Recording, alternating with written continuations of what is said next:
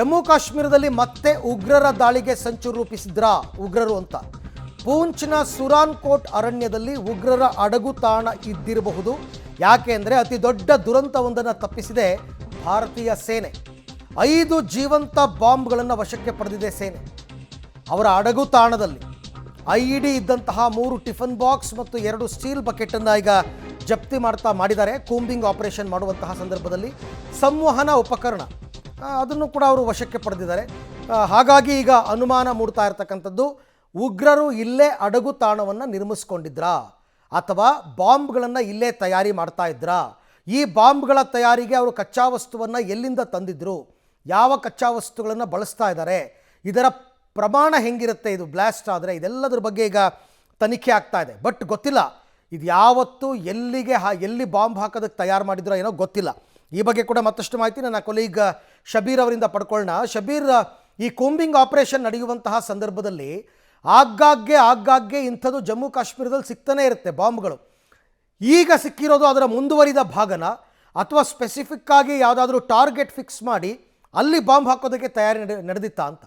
ಅರವಿಂದ್, ನೋಡಿ, ಈಗಾಗಲೇ 2 ದೇಶಗಳ ನಡುವೆ ಕ್ರೂಷಿಯಲ್ ಟೈಮ್ ನಡೀತಾ ಇರುವಂಥದ್ದು. ಈಗಾಗಲೇ ಜಮ್ಮು ಮತ್ತು ಕಾಶ್ಮೀರದ ಬೇರೆ ಅರಣ್ಯ ಪ್ರದೇಶಗಳಿದೆ, ಅಲ್ಲಿ ಸಾಕಷ್ಟು ಭಯೋತ್ಪಾದಕರು ಕೂಡ ಆಕ್ಟಿವ್ ಆಗಿರುವಂಥದ್ರ ಬಗ್ಗೆ ಮಾಹಿತಿಗಳಿದ್ದಾವೆ. ಈ ಮಾಹಿತಿಗಳ ಆಧಾರದ ಮೇಲೆ ಈಗ ಸರ್ಚ್ ಆಪರೇಷನ್ಗಳನ್ನು ಕೂಡ ನಿರಂತರವಾಗಿ ನಡೆಸಲಾಗ್ತಾ ಇರುವಂಥದ್ದು.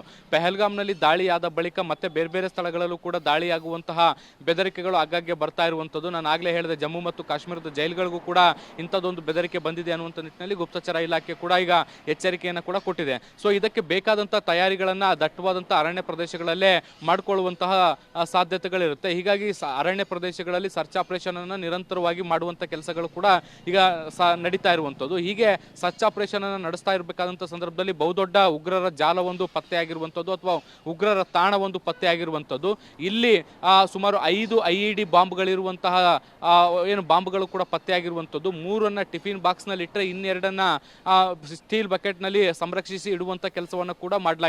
ಈ ಬಾಂಬ್ಗಳು ಹೇಗಿದಾವೆ ಅಂದರೆ ರೆಡಿ ಟು ಬ್ಲಾಸ್ಟ್ ಅನ್ನುವ ರೀತಿಯಾದಂಥಲ್ಲಿ ತಯಾರಿಯಲ್ಲಿದ್ವು. ಇವುಗಳನ್ನ ಬೇರೆ ಕಡೆಗೆ ತೆಗೆದುಕೊಂಡು ಹೋಗಿ ಅವುಗಳನ್ನ ಬ್ಲಾಸ್ಟ್ ಮಾಡಲಿಕ್ಕೆ ಉಗ್ರರು ಸಂಚು ರೂಪಿಸಿದಂತೆ ಕಾಣಿಸ್ತಾ ಇರುವಂಥದ್ದು. ಸೊ ಈಗ ಸರ್ಚಿಂಗ್ ಆಪರೇಷನ್ನಿಂದಾಗಿ ಈ ಒಂದು ಬಹುದೊಡ್ಡ ದುರಂತ ತಡೆದಂತಾಗಿರುವಂಥದ್ದು. ಆದರೆ ಪೊಲೀಸರ ಕಾರ್ಯಾಚರಣೆಯಲ್ಲಿ ಈಗ ಉಗ್ರರು ಅಲ್ಲಿಂದ ಕಾಲ್ ಕಿತ್ತಿರುವಂಥದ್ದು ತಲೆ ಮರೆಸ್ಕೊಂಡಿದ್ದಾರೆ. ಸೊ ಸುತ್ತಮುತ್ತಲಿನ ಪ್ರದೇಶದಲ್ಲಿ ಅವರು ಆಶ್ರಯ ಪಡೆದಿರುವಂಥ ಸಾಧ್ಯತೆಗಳು ಕೂಡ ಇದ್ದಾವೆ. ಹೀಗಾಗಿ ಈ ಬಾಂಬ್ಗಳನ್ನು ತಯಾರಿಟ್ಟಂಥ ಉಗ್ರರು ಯಾರು ಅನ್ನೋದಕ್ಕೆ ಸಂಬಂಧಪಟ್ಟಂತೆ ಪತ್ತೆ ಹಚ್ಚುವಂಥ ಕೆಲಸಗಳು ನಡೀತಾ ಇರುವಂಥದ್ದು. ಸರ್ಚಿಂಗ್ ಆಪರೇಷನ್ ಕೂಡ ಈಗ ಮುಂದುವರಿಸುವಂಥ ಕೆಲಸಗಳು ಕೂಡ ಆಗ್ತಾ ಇದ್ದಾವೆ. ಇದ್ರ ಜೊತೆಗೆ ಈ ಬಾಂಬ್ಗಳಲ್ಲಿ ತಯಾರು ಮಾಡಿರುವಂಥ ಕಚ್ಚಾ ವಸ್ತುಗಳು ಯಾವುವು ಮತ್ತೆ ಅವುಗಳನ್ನ ಎಲ್ಲಿಂದ ತರಲಾಗಿದೆ ಅನ್ನುವಂಥದ್ರ ಬಗ್ಗೆ ಕೂಡ ತನಿಖೆಯನ್ನು ಮಾಡಲಾಗ್ತಾ ಇದೆ.